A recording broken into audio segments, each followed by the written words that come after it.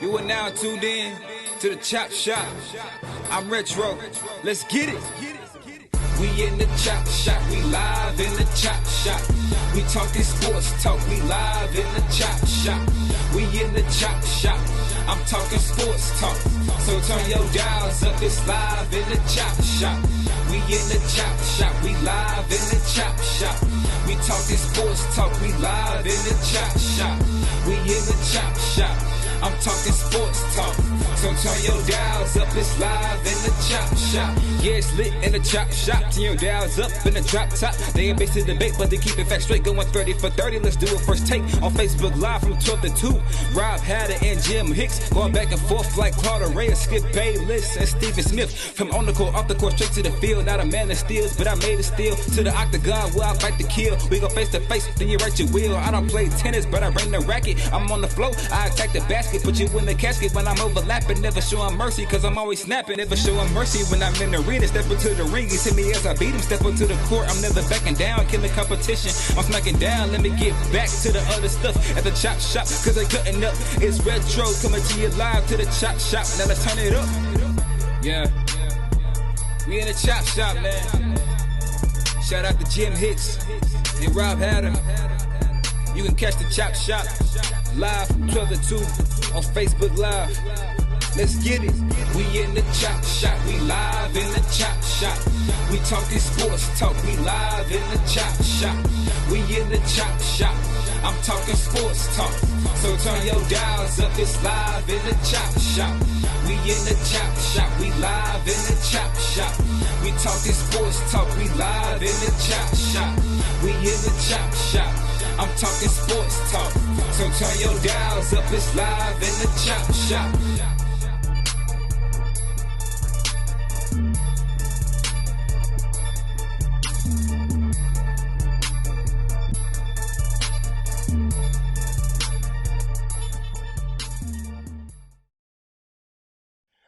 H-Town, what's up? You know what time it is. It's time for the best 120 minutes of your day. The Chop Shop, the nation's #1 urban sports talk show, and also your midday sports happy hour. Yours truly, Robert Hatter, alongside Jim, the Icebreaker Hicks, coming to you live from Houston, Texas, but we're broadcasting all over the world, live on Facebook and YouTube. I mean, it's live, ladies and gentlemen. And guess what, Jimmy? I want to start this Women Rock Wednesday, but I want to start this thing off with Jimmy. There are going to be massive fluctuations, for lack of a better term, in how leagues, teams, sports, and governments are dealing with how they should deal with this outbreak of the COVID-19 or the coronavirus, and how sports play into that factor. Okay? So Women Rock wins. I'm gonna tie it all in. There's no consistency, Jimmy, at this point, for lack of a better term, because things are based on what your state government says is telling you, what the federal government is telling you, and what the leagues are doing on their own. And guess what? But this is the biggest story today. Everybody been calling me. The Lakers and the Nets played a game last night, but everybody calling me talking about this virus. People have spent all of last week, Jimmy, I never forget, talking about LeBron's MVP candidacy. The Lakers in quest for being the #1 seed and the home court advantage going into the NFL Finals. But yet, coming off this big game last night, the LeBron, the only thing about LeBron really is how he walked back his original statement on potential of playing games without the fans. These things, Jimmy, let me tell you something. This is important, y'all. These things are changing as we're on the show right now, Jimmy. I've been getting texts from all over the leagues and all over different leagues over in Europe. It's tough to say this is wrong. How how in the hell we know what's wrong? And how do we know what's right, Jimmy? Jimmy, there's going to be protection, I understand, but Jimmy, is it a such thing as overprotection as what I saw in the Ivy League going as far as how they went? And Jimmy, I'm glad you mentioned it yesterday. And boy, there's been some backlash. I'm thinking they're okay in the Ivy. No. Harvard is not okay. But you know what? It's different. And another thing, Jim, it's different in high school, and it's different in college, and it's different in professional ranks. Jimmy, not having spectators in your event, and we'll talk about that later. But Jimmy, let's go. It's Women Rock Wednesday, Jimmy. I saw something on TV last night. Jimmy, I highly suggest that you and everyone, Mindy, on this page, I strongly suggest that you watch the HBO special about the women of Troy. Did you see it, Jimmy? Did you see that? Jimmy, talking about Cheryl Miller. Jimmy, did you know Cheryl Miller, the McGee twins, and Cynthia Cooper was I knew it, but all on the same team? Jimmy, they were, hold on now, they were an all-black team. When Louisiana Tech, who been winning with Kim Mulkey, they were a predominantly what? White team. But you know what? I watched that video last night. Jimmy could have been a lot better, Coach. Cheryl Miller, to me, is one of the forgotten stories of greatness. And the first minute alone in this thing, it'll kind of hook you, but it also a great insight into the growth of the game and how far we got to go in the women's basketball game. Jimmy, I used to love women's basketball game. I had season tickets to the Comets, but I had kids and players that I really could root for. Cynthia Cooper was a killer. Jimmy, her and Cheryl had problems when Cheryl came on that campus as a freshman. Coop didn't want to bow down. Coop was from Watts. But, hey, y'all, this Women Rock Wednesday, I invite all of y'all to go watch that movie first. I mean, it's on HBO if you got HBO. Watch that first and then go back, Jimmy, and get the commentation of this young lady named Soraya. I don't know her last name. She's a writer for The Undefeated. Go read her commentation after the show. But great show. I think it's worth watching. It's a lot of stuff they left out, man. Cheryl Miller was the women Michael Jordan, man. I'm just telling you. But Jimmy, what else going on today? It's Women Rock Wednesday. I had to share that with the women before we got into it. And throughout the show, we can talk about it, whatever you want to do. But what else going on today?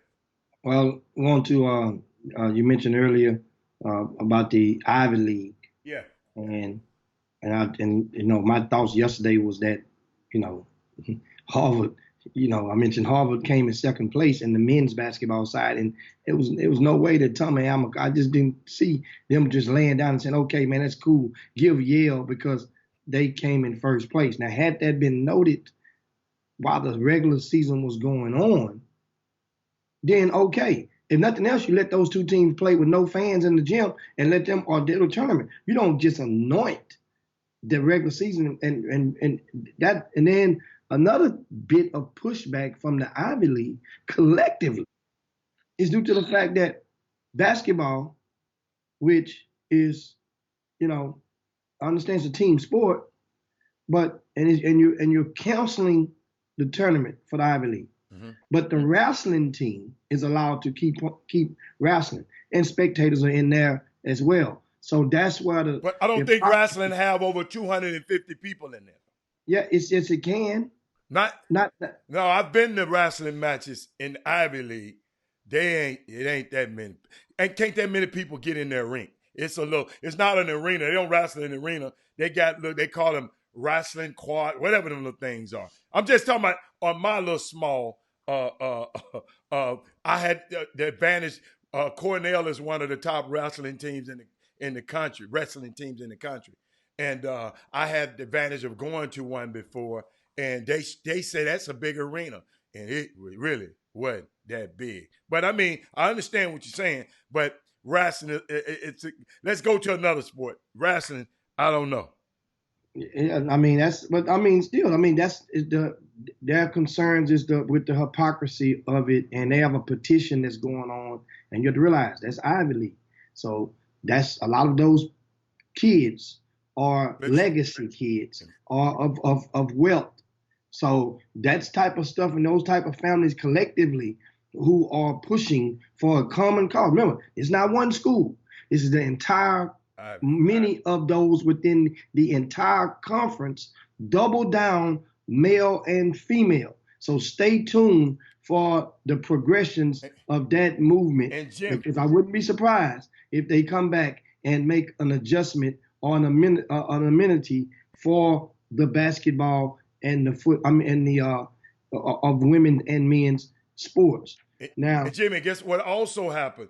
Bryce Aiken, the point guard, the starting point guard, he went on Twitter and he kind of, he was mad.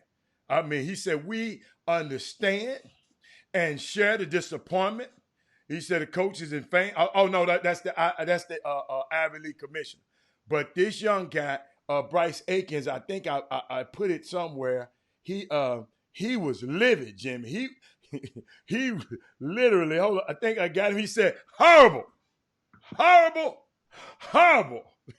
decision and totally disregard for the players and the team that have put their hearts into this season. This is wrong and on so many levels, and the Ivy League should do their due diligence to find a better solution. How everyone knows the risk of playing. Everyone knows the risk of playing. And this is a young player. You see how he worded it. It's unbelievable, man, that I thought about it, Jimmy. Harvard has beaten Yale twice this season. Let me repeat that, Jimmy. So I'm trying to add some to you. To your Harvard beat them twice. It wasn't close. So Harvard said, let's play. And Jimmy, it's not but a 4-team tournament. They don't have all the teams. It's just the top 4. So when I had a chance to think about it, sleep on it, I see why them kids mad, though. I see why they mad. And of course, coming up shortly, the mayor of Houston is conducting a presser because a decision is expected to be forthcoming to officially cancel the Houston Livestock Show and Rodeo. What? Which is the largest event of any city in the world, as far as non-sporting event. The Houston Livestock Show and Rodeo. Well, if you want to, some people may call it a sport, but but because every night it attracts approximately 60 to 70,000 fans over a course of every day for 21 to 30 consecutive days, something like that. So you add all those fans up, that's a massive event. And this thing brings a lot of money into the economy every year in the Houston area. And understand something, guys. For a lot of people, they think that events are supposed to automatically. The rule of thumb is those events that are at risk are the ones who will have more than a certain amount of fans gathered at the same place at the same time in that one facility. So some people has stretched the number down, and the number been tossed around is like 250. Some people saying 500. But so you can pretty much get a measuring, and that's where you have the situations of such. So schools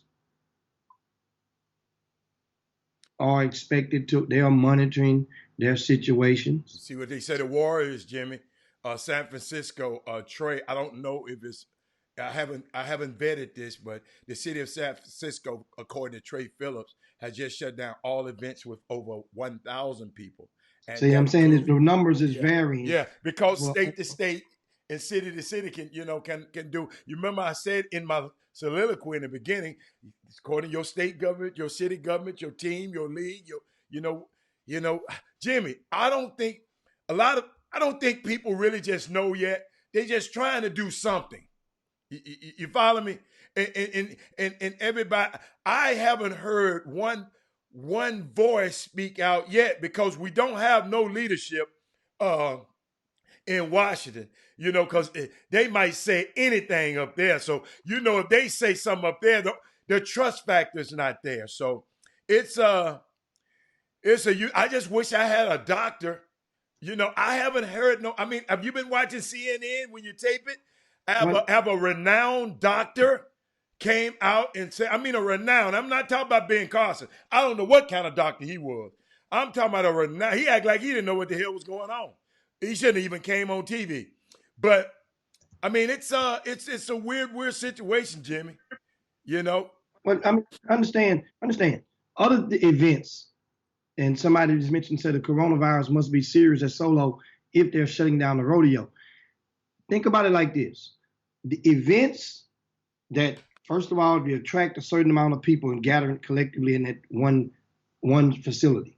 That's one red flag.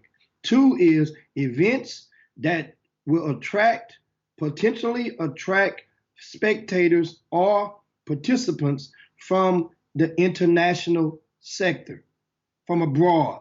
So that means if people got to fly from all over, that's why South by Southwest was a very easy call when they canceled it the other day.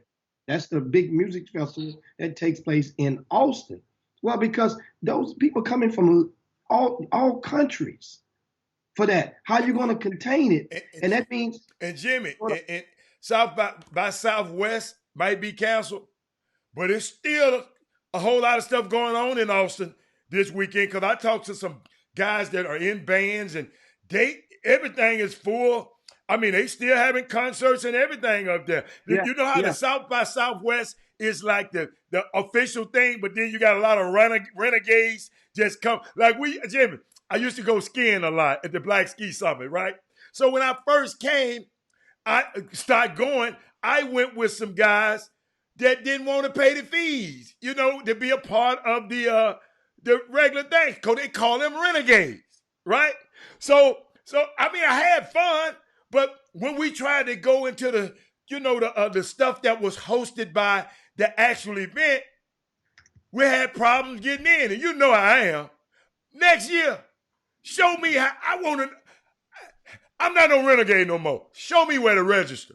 Hold up. Don't get me wrong, Jimmy. The renegades had the nice parties and everything, but I did not want to be excluded from none of the parties. So guess what I did? I started registering, and guess what? I had a more delightful experience when I registered. Because I got a chance to what?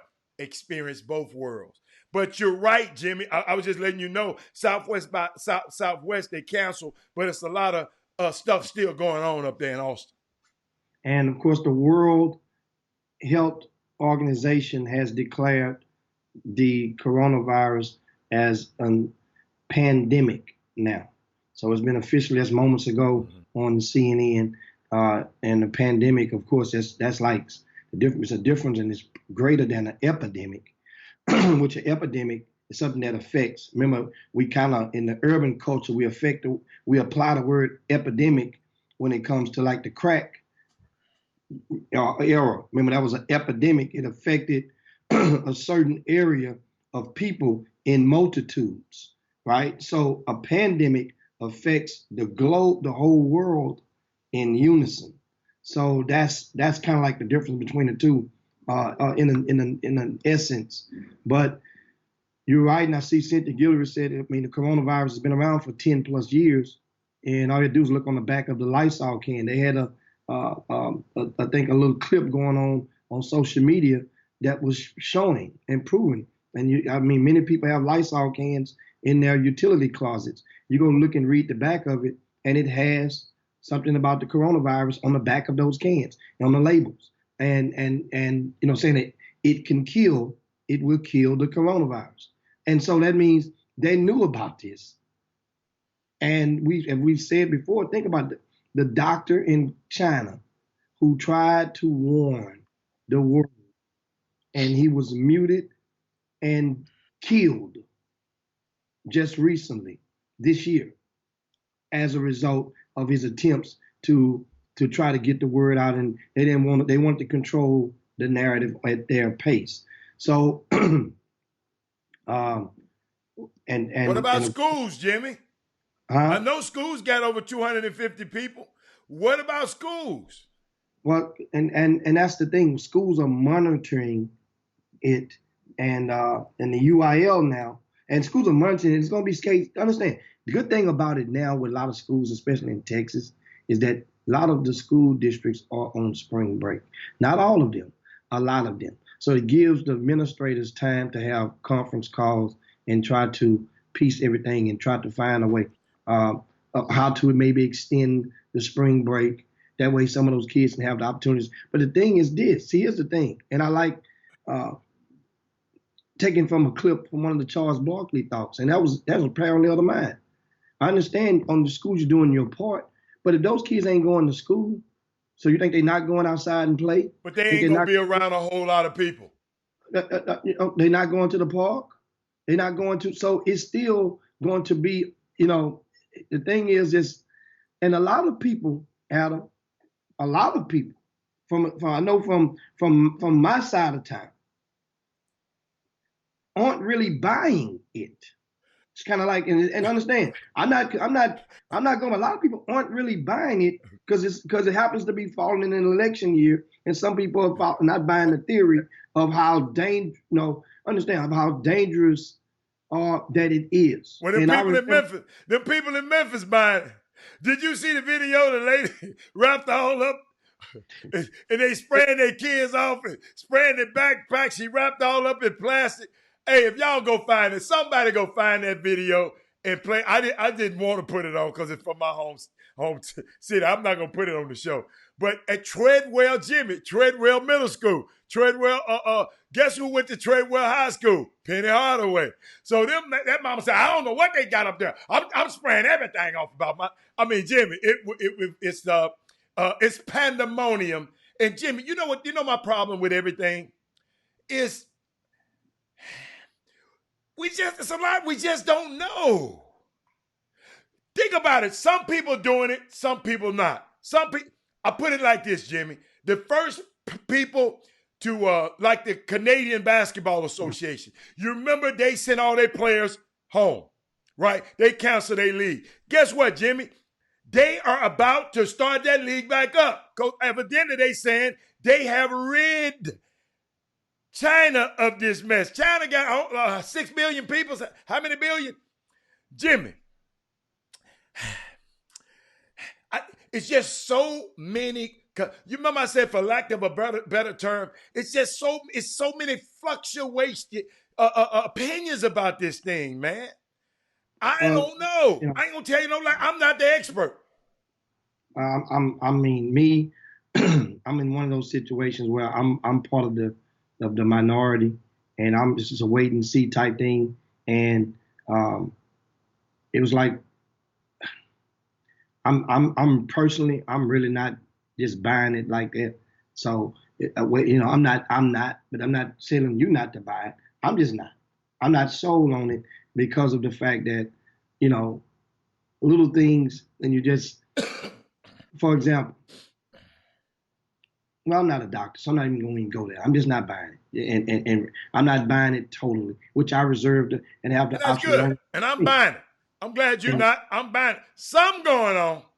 Well, if you're buying it, Adam, then you're going to the UIL state tournament this weekend, which will be close to 15,000 people in one building. So you're going. But Jimmy, I'm buying it, but there's no weapon formed against me shall prosper. That's why I will go.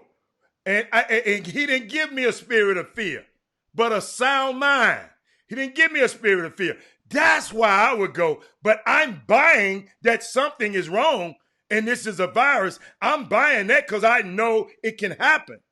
It's been viruses before. You just said it's been on the Lysol can. It's been virus. I'm buying it's a virus. This virus, I'm saying on the Lysol can, this virus is listed on the back. But I'm buying it's a virus. So, But I'm not. I'm not. I didn't give me a fit. I just told you, no weapon formed against me shall prosper. But keep going. Now you remember back in the days, and I just take you right here. You think about back in the early '90s, right? Late '80s, early '90s. Whenever the AIDS craze hit the airwaves, yeah. And just think back of how. Remember, then eventually they had to come back and educate us. Well, it's a difference between AIDS and the HIV. But at the time, when it first came out, all of those doctors and all of those physicians allowed the narrative to just explode and expunge upon us about AIDS. They had us believing that if you touched me, that I would get the AIDS. Back in some people, if you had the AIDS, that is. That's some of them. That's some of them uninformed and uneducated people used to say that. No. That was. I'm gonna tell you. Karl Malone said it because. Karl Malone said it. I don't want to play against Magic. He's uninformed too. As a result, Magic Johnson and Isaiah Thomas attempted. Magic had contracted the HIV at the time, which we had called it AIDS. Remember, we didn't know the difference because that was a miseducating of the society from that function. They kissed before the tip-off. Remember, in an effort to prove that you could touch me. Remember, a lot of players didn't want to play with Magic. We didn't want to play with Magic in the All-Star. I don't know about the kisses. That's why they did it. I think they kissed because they wanted to kiss. You go on with that all that. Understand. Jimmy, you know what? You reserve your right to believe the way you want to believe, and I reserve my right. I don't believe that was it. Well, remember this. You remember another thing about the AIDS back in the days. They made us believe that everybody that had AIDS was punks. Remember that. Think about the narrative. You had to, so you thought the only way that if a guy got the AIDS, and which I knew about, we had about 3 or 4, Jim. Well, 2 or 3 from that grew up with us on the north side that went to Cashmere with us. That one of them was named Dallas Austin. Another one was named Kenny Hall. Kenny Hall, you guys from Cashmere, remember Kenny Hall used to drive the Mustang, used to race the Mustang on Hardy and on Spikewood back in the day. Those are 2 that we knew that died. I'm glad I didn't grow up in Houston then. Because I never had that idea that everybody, because I read about it, Jimmy. No, Hatter. For a period of time, there was a lot of people, the belief was widespread on the streets. Remember I just said, the streets. On my block. I said, okay. And there are many blocks like my block around the country. That's like There's many blocks like my block too, Jimmy, that didn't believe it. That's all. But my block didn't read. We talk. So that's a different block, Hatter. My block. Jimmy, I'm not denying your block. My block, your block had sidewalks. My block got ditches. That's difference. You're right. So in my block, people believed that if you was a punk, then you probably gonna catch them AIDS. Now, understanding you could still catch the AIDS from that girl. We didn't know that until years. We didn't understand it. It took a evolving of that and a soon to be education amongst our people to realize. Jimmy, it's probably some people on your block probably still think like that. Maybe. I mean, could be. But they know. But I guarantee most people on my block understand it ain't just punks that can get AIDS. So just like that was a miseducation of that. Think about the fear of the AIDS. It made you think. Jimmy, I don't like the way you throwing that. Quit saying that, man. That's what it was. Man, okay, so you going back? Okay, hey, hold up. The words of Jimmy is not mine, y'all. Please, I didn't call nobody out their name like that. But keep on going. I had to put a disclaimer on that with you.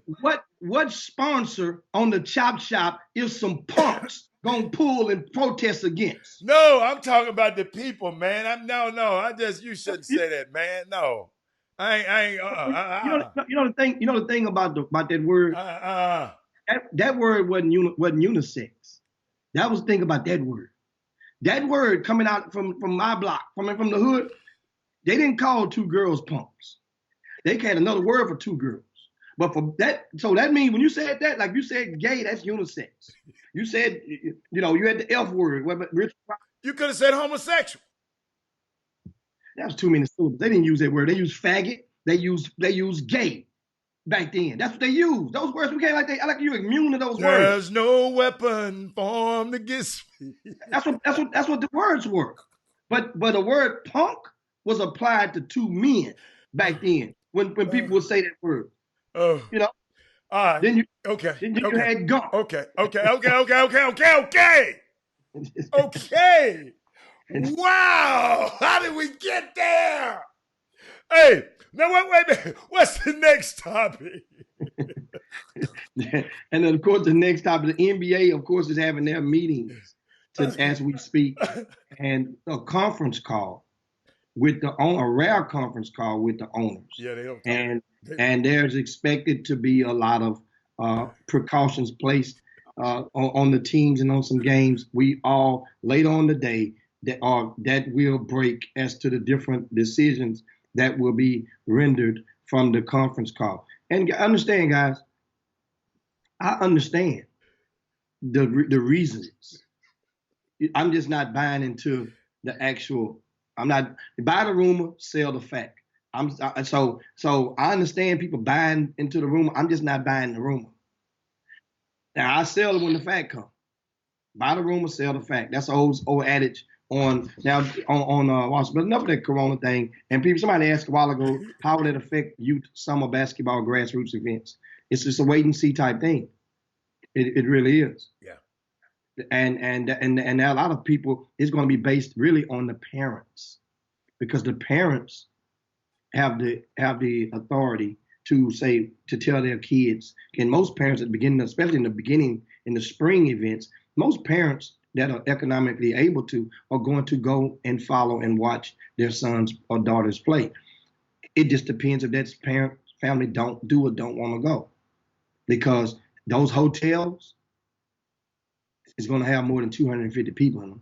Well, now the number's 1,000 is according to Golden State, but it's just one of those things, wait and see type thing, to each his own on that. And I think really if and when it actually hits home is when a lot of people, a lot of us will start to really maybe buy into it. Meaning that until that was a rumor going out on social media that as of the other day, none of the people, there had been no blacks had been contacted the disease. So that means some people had some spreading saying, well, black people are immune to it, which I don't believe that at all. You're not immune to catching the flu. Yeah. How the hell are you going to be immune to catching But I did hear, you notice I'm just telling you stuff I heard, that most of the people, the victims or the people who have been men. And I know I done been in public restroom and them nasty dudes walk out of them restroom without washing their hands.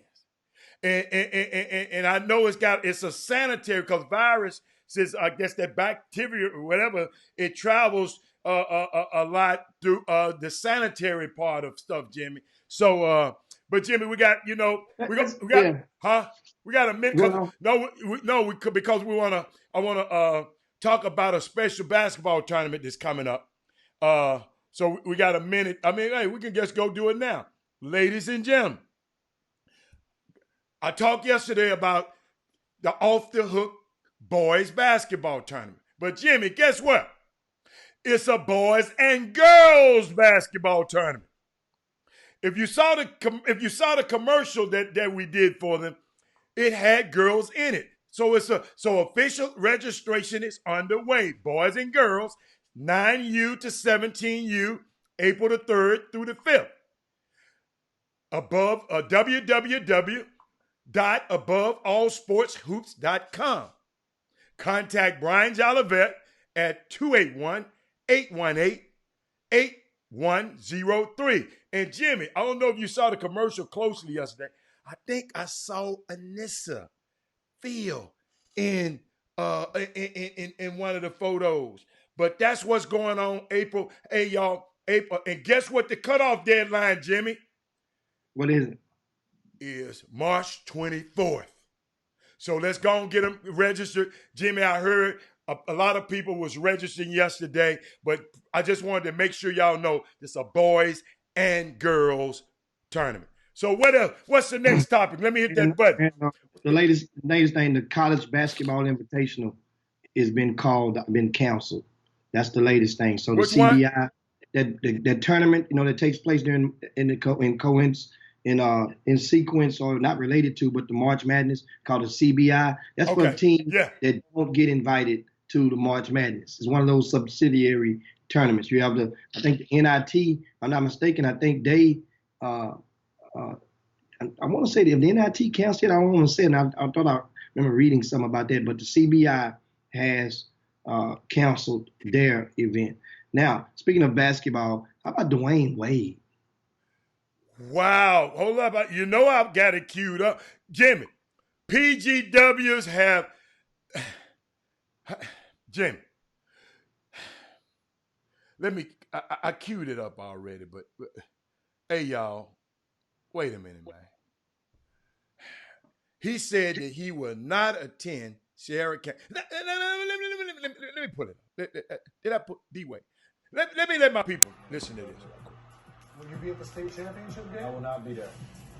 Well, good luck to them. And I don't want to do nothing to the coach, so I won't be there.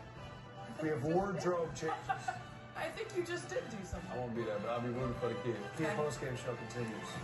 Message. Nice. National television. Terrible.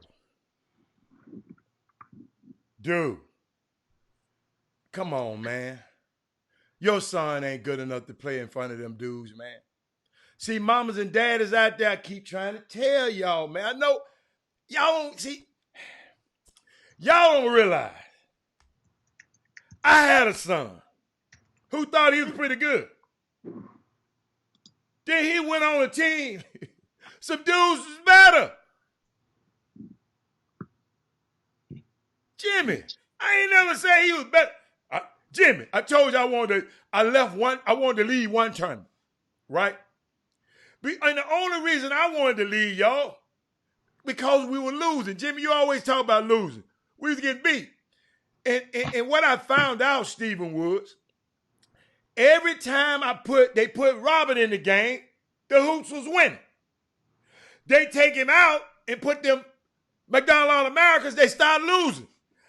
I wasn't talking about my son, Jimmy. I was talking about the wins. And this stuff can be clarified.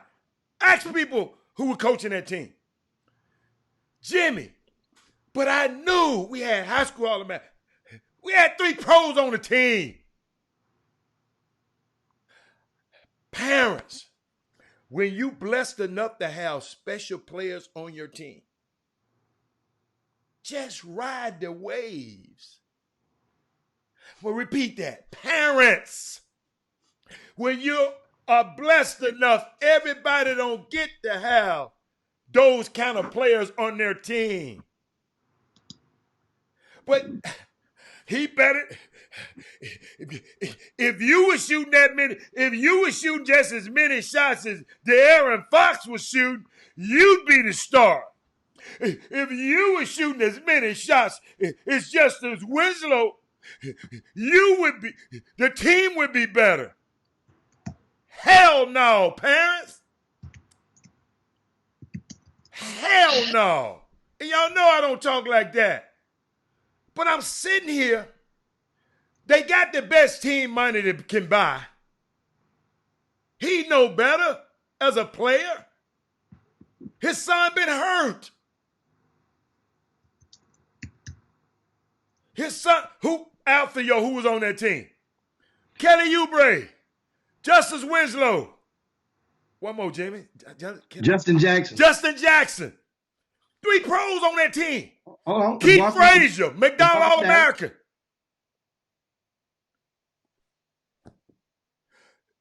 And get what I love about my son. I was ready to go, y'all. You know what he told me, Jim? Daddy, you can go. I'm staying. Because at some point, I'm going to play. Because if they want to win, they're going to have to let me play. I said, okay. Get what I did? I said, okay, I'll stay. See, Dwayne Wade, I know your son is unhappy. But man, he got some. Y'all done paid for LeBron, excuse me. Y'all done paid for all of them kids to move out there and into this school in Chatsworth, California. Jimmy, do you know where Chatsworth, California is? It's in the valley. Suburbs. I don't even want to tell you the medium house, how much the medium house is. Look it up with your good Googling selves out there. Look it up. Jimmy, I think it was a personification of PGW on a high level on national. Chris Walker and I, and to the thanks of the wonderful Kim Corville, who came up with that moniker, that acronym. Jimmy, PGW. Dwayne Wade just on national television said, I don't want to do nothing to the coach. Come on, man.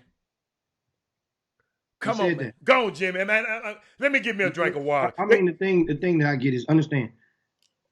In case, I mean, you guys have heard of Sierra Canyon, this team. When they played, they came to Texas this past November and participated in the Thanksgiving Hoop Fest hosted by Glenn Smith.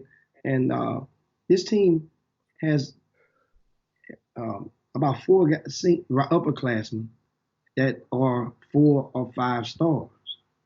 Understand this. Dwayne Wade's son only played 4, him and Braun, in that game against Duncanville. They only played 4 minutes in that game, right? Combined. His son hasn't been playing much anyway.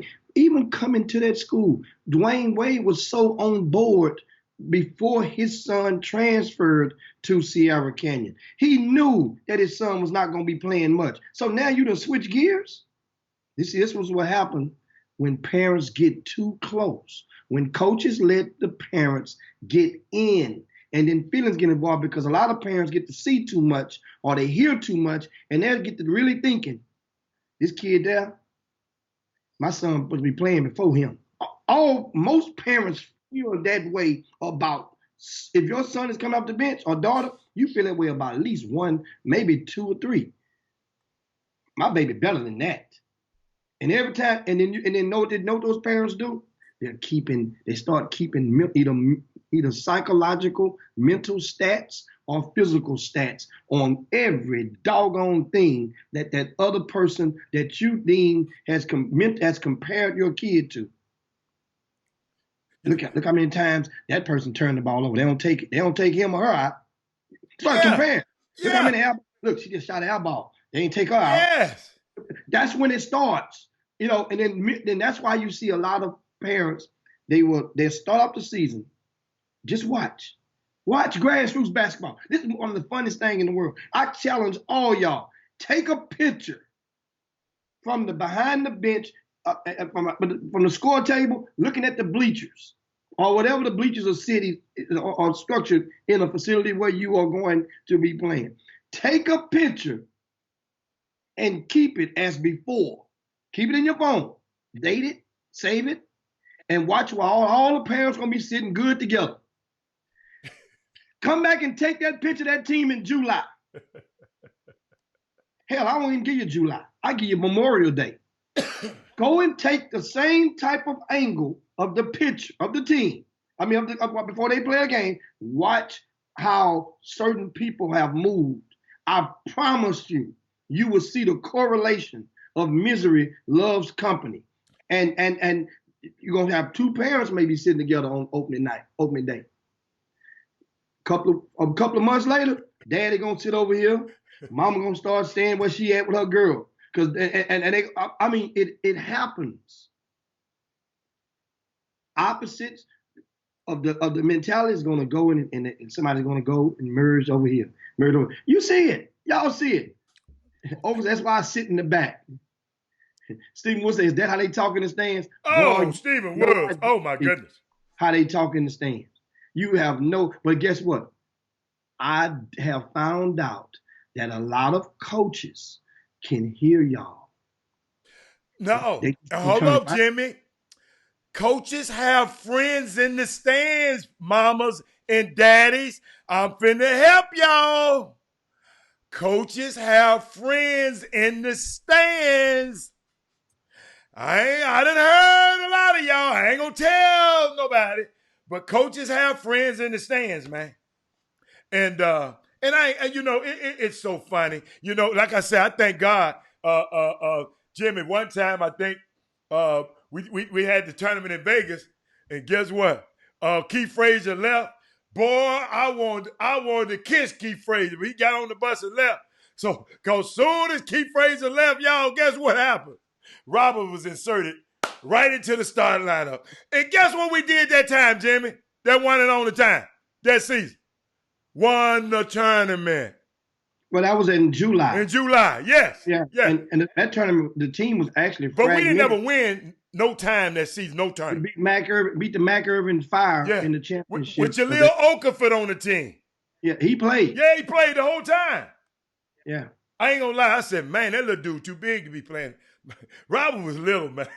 And I think Justice Winslow did not play. He was gone. He had went on with I think the Under Armour event was taking place. The Elite 24, he had went left. I'm not sure if like those prima donnas or those All-Americans, so to speak, that was on the team before. I'm not sure if any one of them played. Maybe one in that last event in Las Vegas, and which the Houston Hoops actually won that tournament. And which was fitting because they played and everybody just knew that the Chicago-based Mac Irvin Fire would run away with it, and it did not happen. Now we just got news. B. Scott, who resides out that way in Montgomery County, she says that she's reporting that the Montgomery ISD is closing early for spring break due to the COVID-19.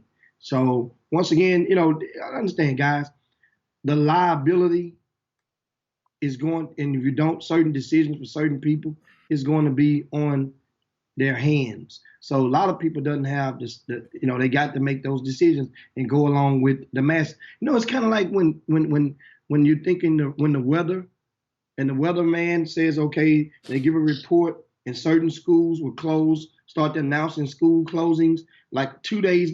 Last year, we had them closing 2 days in advance. The storm was 2 days away. Well, we closing. So then you see after one says it, then other school districts that are adjacent will start announcing, we're closing. So that's what you see going on right now. Now, once Jimmy, again, people getting different information. That's what you remember I said, it's a fluctuation of information that you're getting. Some people getting incomplete. Some people, it's according to who you're listening to.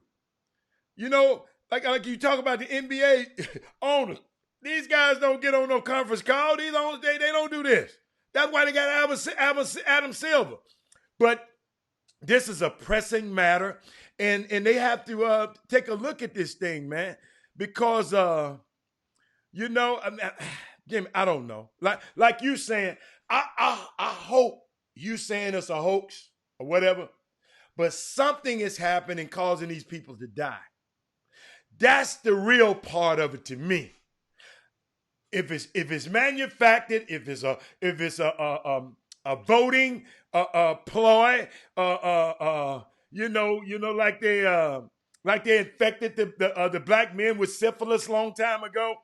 I mean, only time will tell. Yeah. What school is one of our Houston schools? Mm-hmm. I'm not going to, I was about to say what school, one of the couple of star basketball players who's ranked attends this school. They're saying that there is one student that was possibly exposed to the COVID-19 at St. Thomas Episcopal School. It's located in the shadows of over in Maryland, over near Bel Air. St. Thomas Episcopal is announcing they're closing their doors for the next 2 weeks. To wait 2 weeks is a time for people to but they didn't say it's positive, but a student was possibly exposed to that. And so once again, you know what I've never heard of? What about the vaccine? Jimmy, have you ever seen that movie Outbreak Mm-hmm.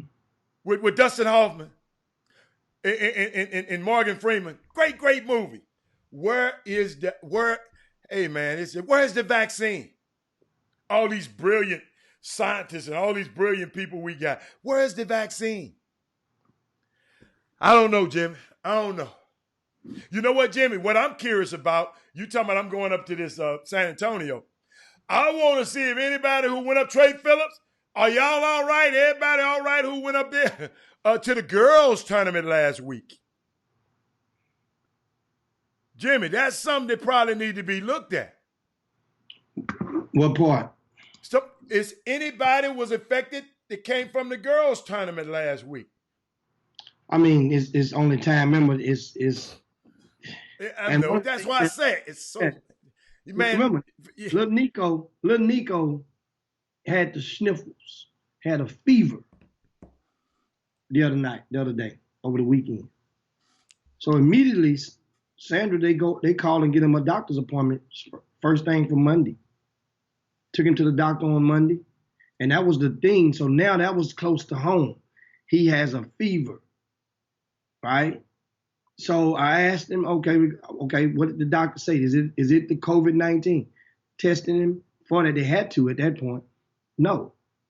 So that goes and supplements into that's the closest that it has got to home for me, because little Nico had the fever. He got the cough, got the, some signs of the flu-like symptoms. But they did say he got a flu, like Simpson 7 or flu A, some type of flu that he has. So it's like, it's one of those things. If you're coughing or if you have the symptoms, then you are possible until you are tested. And that's the thing. But Jimmy, a lot of these people, because they were saying because the NBA, they said your best friend Donald Trump, Martin Barnes, said fired many of the CDC scientists. Because Jimmy, it's just certain places you can get tested for this thing, because this thing wasn't widespread in our country. It's only place they don't even have. And your homeboy fired a lot of the scientists. He said he's gonna take some aspirin, man. You're gonna be all right. Hey man, to all you people, and I got to get them, Jimmy, who sat out there the last election, thought y'all did something cute. I'm blaming all of y'all's behind. I'm blaming all of y'all talking about, man, the lesser of two evils. Hillary was mass incarceration. Well, this dude about to kill your ass. Y'all worry about it. Man, hey, I'm tired of talking about this right now. Do we have anything pleasant to talk about today? Yeah, we got some good stuff we can talk about, we can get into. And this stuff is crazy, man. The deadline for the NFL vote has been extended, I think, to Monday, if you didn't get that. And so the vote for the collective bargaining agreement, so that's going to give a lot of people more time to rally. Obviously, somebody who was swaying one way felt that they might not have had the votes that they need, and they need a little more time to sway some few more people. That's obviously. Otherwise, that's the only reason. Why would you change and extend, a deadline for something? That means, in other words, if there's a deadline for people to, let's say Jolivet has his tournament, and the deadline to register is March 24th.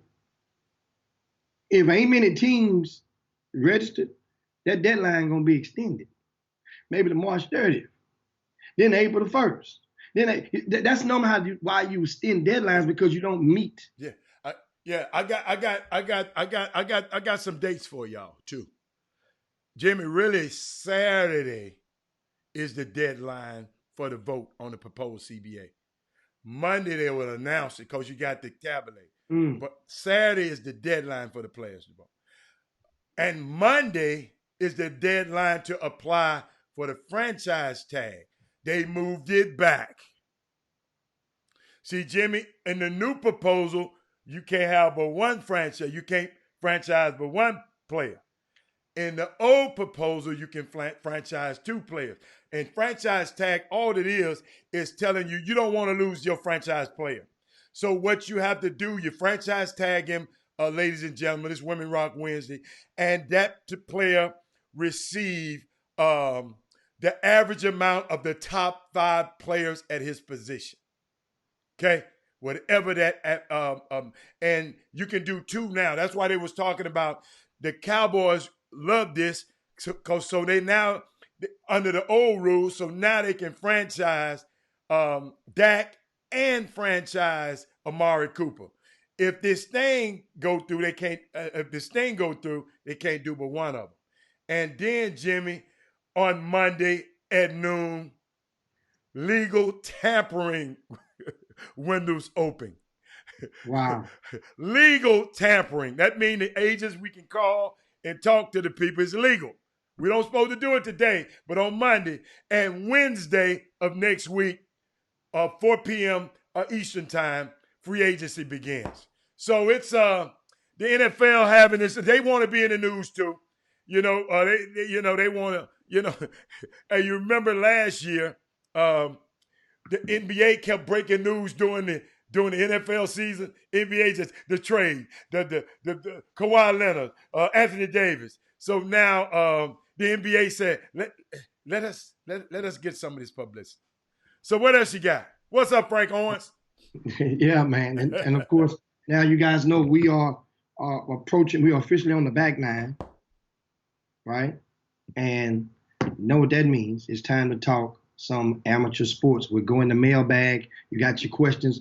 And of course, this weekend, if you missed it earlier, the UIL has issued a statement in regards to the boys state basketball tournament, which is set to take place Thursday through Saturday in San Antonio. And in that statement, the UIL has said that all games will proceed as scheduled while they start monitoring. So the UIL has issued a statement today. They issued a statement to VIPE, and VIPE has released excerpts from the press release from the UIL. So all games. So in other words, in the government and their people feel in San Antonio. I wonder what in San Antonio, what they see in this city that they're not scared. They not necessarily scared. They feel they can proceed and have these events. See that's what I'm talking about, man. It's just from state to state, from city to city, I just don't know, man. I just don't know, Jimmy. But here we go. We're going back to it again. I thought, Jimmy, can we get away from it? No, those are updates as they come. Oh, okay. Those are updates. All right, okay. And so that's one that a lot of people may not realize, and they may be wondering and just tune into the Chop Shop. So shout out to Chad Ware, Sean Jones, Stacey Houston is back on the feed. Stacey. Shout out to you guys that's jamming with us or joining us on the YouTube page. We're streaming live on YouTube, Chop Shop HTX. Make sure you follow or subscribe to our page. It's free to do so. And that way, a lot of times, if something happens with Facebook, then we're synchronized on the YouTube page. And so make sure you go and check us out there. Shout out to Jeremy Davis, B. Vash. I see Martin Vaughn. Yeah, I'm looking on the YouTube page, but anyway, let's talk some amateur sports. Let's get right up to it. And what we do also, shortly, we open up the phone lines for you guys to call in. Women Rock Wednesday. Shout out to all the ladies out there. Women History Month kind of has a nice little niche to it. And with first caller, we want to be a female. First caller, female. And we'll come up shortly. But that was one lady, Rebecca. I can't think of Rebecca's last name. I was watching on ESPN this morning, and she is the strength and conditioning coach for the Yankees. I mean, Major League Baseball. She used to work for the Astros as well. I think now she's the hitting coach. I think Rebecca. Rebecca. Now, guess what? How she got the job. She was telling a story, which is really, really believable.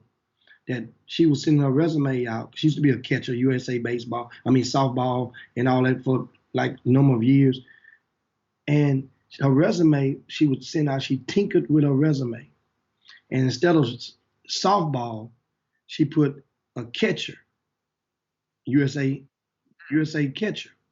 Instead of Rebecca, she put Ray. So Ray and the catcher, think about it. She started to get replies immediately.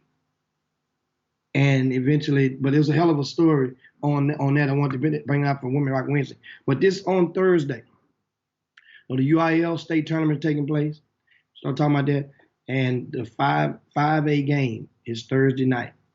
We're roughly 36 hours away from Hightower, who's traveling to San Antonio right now.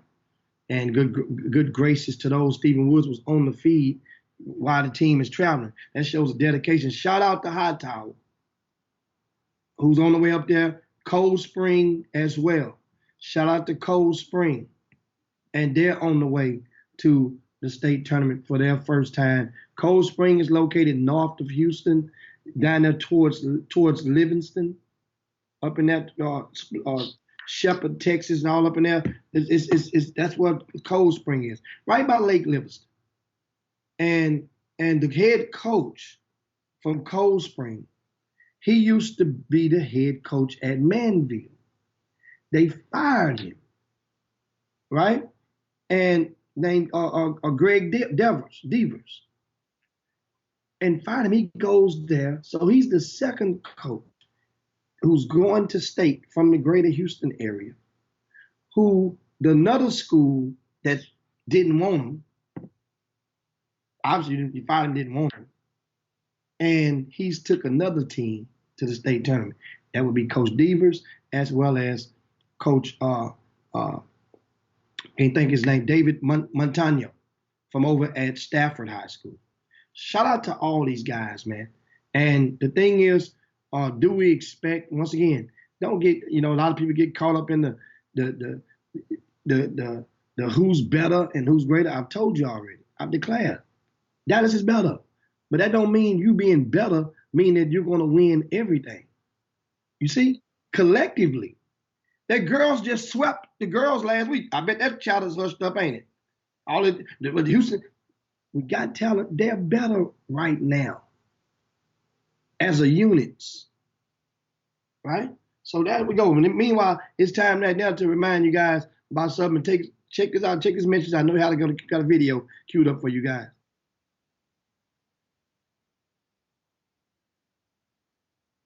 There you go.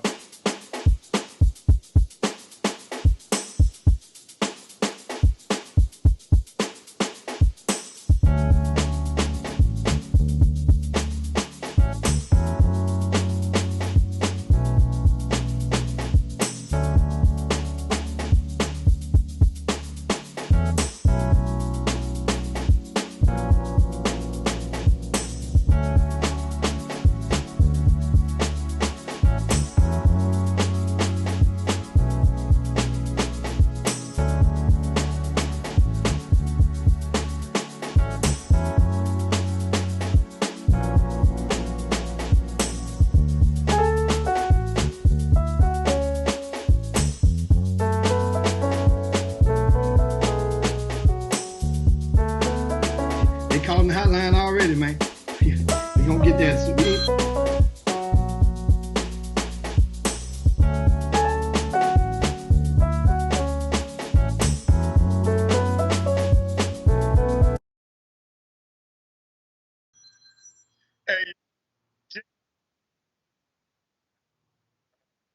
It is. What we got is, of course, we'll open up the phone lines, guys, and get your thoughts. Now, what we got in the mailbag, Hannah? We got a couple of things in the mailbag. One that was from somebody had sent. That's I didn't print them off.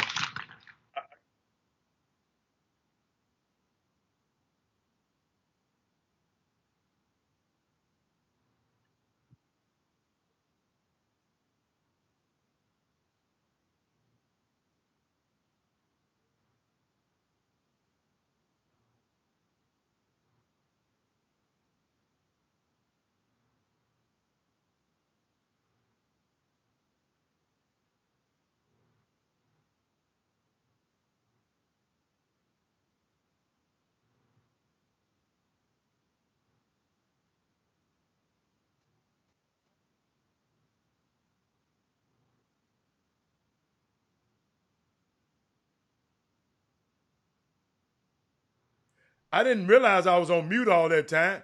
Jimmy can hear me. Thank y'all so much, and I'll repeat myself. I put myself on mute. Okay, if you know any kids looking to play college football, I'll do it better the second time, or in the transfer portal, Southern University at Shreveport is partnering with Southern Shreveport Jags to bring a college football program to the Arkansas, Louisiana, Texas region. I'm sure the Chop Shop knows some kids. The team will play against junior college teams such as Blinn College, Navarro, and Tyler Junior College. I'm going to try to get out some more information from y'all, but somebody sent that to me in the email. And we got a couple of PGW people mentioning Dwayne Wade. We done already covered that situation in the email, Jimmy. So what else you got? Well, I want to give a shout out to on yesterday, last night, that is, Texas Southern University and Prairie View both won their first round game, the quarterfinal round games of the SWAC tournament. So Prairie View 82-60 over Alabama A&M. That ends the season for Alabama A&M. Sorry, Anthony Weston, and your crew ends the season at 8-22. And Prairie View was rolling, man. Prairie View is good. Prairie View is great. And yeah, they're good. I mean, I watched them, and I watched them twice this season. And how about I haven't really seen them. Also, Southern picked up a win over Alabama State, 67-53. And in that win, now Southern will face TSU. And TSU beat up on Grambling last night. You know, showed them who the real Tigers was. And that score was 75-62. TSU was up by like 20 plus for a good portion of that game. And toward the end, it doesn't show just how it doesn't indicate how lopsided the game was. Tyreek Armstrong did return to the lineup after missing the past few games with a hamstring injury. So the starting point guard is back in the lineup. He had 14 points last night. And Eden Ewan was in that lineup, you know, former Bush High School star. Bryson Etienne, he played last night. And guess who else played? John Walker played. John Walker only saw 5 minutes of action. This kid was at Texas A&M. That's who he signed. Think about that. Texas A&M signed him. So my thing is, he's not the only kid on the TSU roster right now that's averaging single-digit minutes and transferred from a Power 5 school. Once again, pay attention. Some of you people thinking like, man, you're too good. You good enough, like going to the SWAC. I understand economically, that would be the only viable discretion that you can probably use as valid, as halfway valid, is the lack of the economics that flows through the athletic programs. You're not gonna, but you might not have the same amenities as U of H, so to speak, at TSU, but because the budgets, and that's the economics of the program. But playing, there's a reason. U of H ain't scheduling TSU no games, no time soon. I talked to U of H about that. I had both coaches and tried to get up. No. They don't want to play them dudes. Remember, U of H came in practice and played in TSU's facility. Was 2 seasons ago? 2 years ago. And they didn't lose a game. Didn't lose a game over there. And still, they come in practice over there and play over there. They ain't going to play TSU. That should have been part of the deal. We let you come use our place. But y'all got to give us a game. But you know give what, us a 2-1. You know what's so unique, though, Jimmy? I'm glad you said that. I saw this tweet. I guess I call this my mailbag because I had it. They said high school guys getting all of this Twitter love. 5-star, 4-star. You know, love, best in the city talk. He a pro. You know what I'm saying? And the guy said, take time out of your day to look at the G League rosters. A lot of those kids were getting that same love you getting today. Appreciate the love, but you must keep working, Jimmy. Hey, what's his name? John Walker. Appreciate the love, baby.